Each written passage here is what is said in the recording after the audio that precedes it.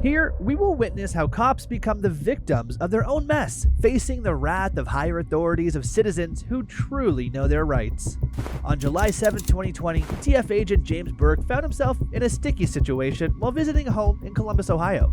He was there to confiscate a shotgun from someone who wasn't legally allowed to possess one. I need to see some ID, get on the ground! But things took an unexpected turn when the resident, instead of cooperating, called the cops and claimed Burke was impersonating a law enforcement officer. Without even checking Burke's badge, officers Joseph Fahey and Kevin Winchell rushed to the scene.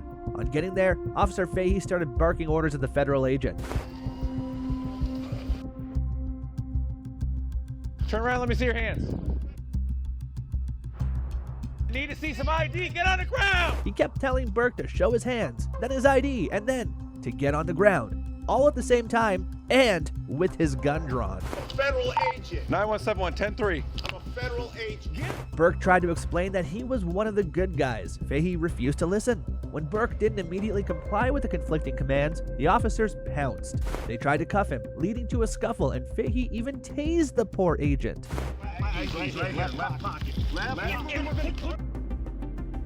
Even after verifying Burke's identity, the cops kept him in handcuffs and had the nerve to lecture him about professionalism. Get in the car! Get in the car! The whole ordeal lasted over an hour before they finally let him go without any charges. Sir, Get your legs in! I need air. If you will, hang out. The sergeant may want to talk to you. Yeah. Thank you. But the damage was done. Burke later filed a lawsuit claiming the officers had used excessive force and caused him injuries that sidelined him from regular duties.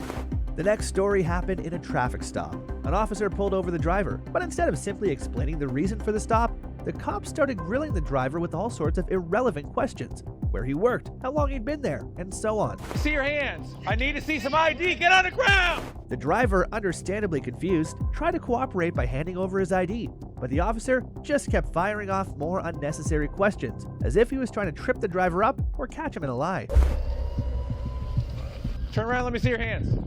Finally, after over an hour of this interrogation-style behavior, the cop revealed the real reason for the stop: driving under the speed limit.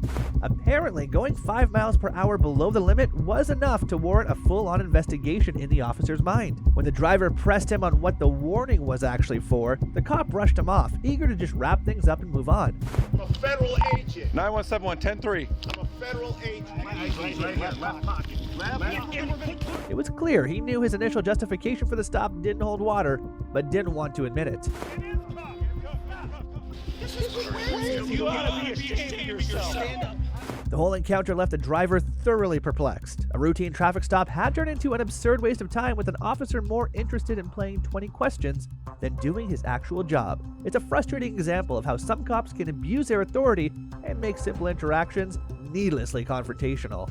You won't believe what happened back in 2019 down in Charlotte, North Carolina.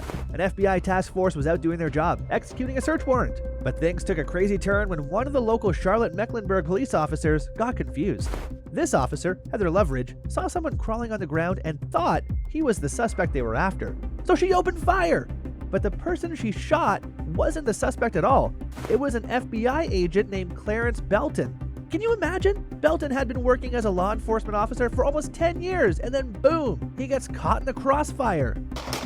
He was seriously injured in the shooting, and it ended up putting an abrupt end to his whole career.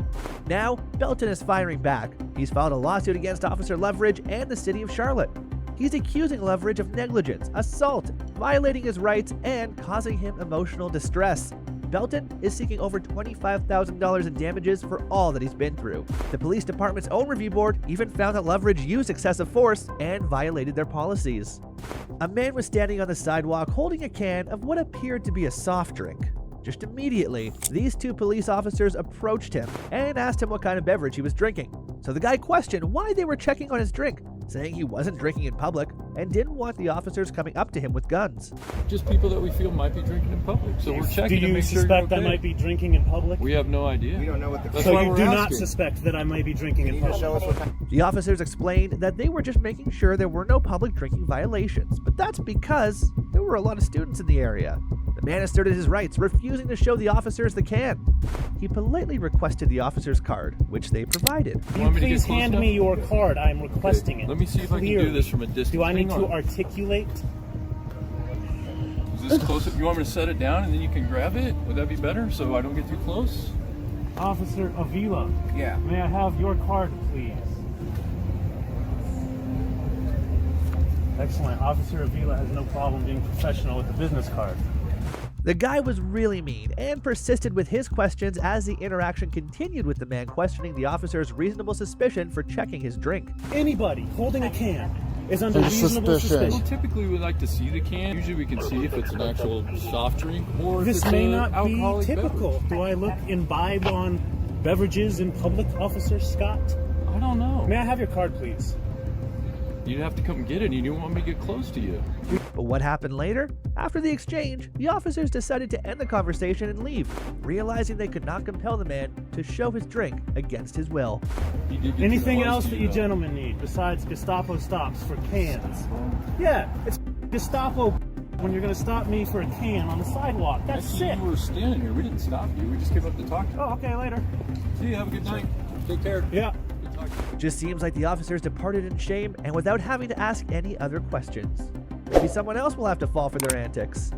Have you ever had a run-in with the police? Tell us about it in the comments below.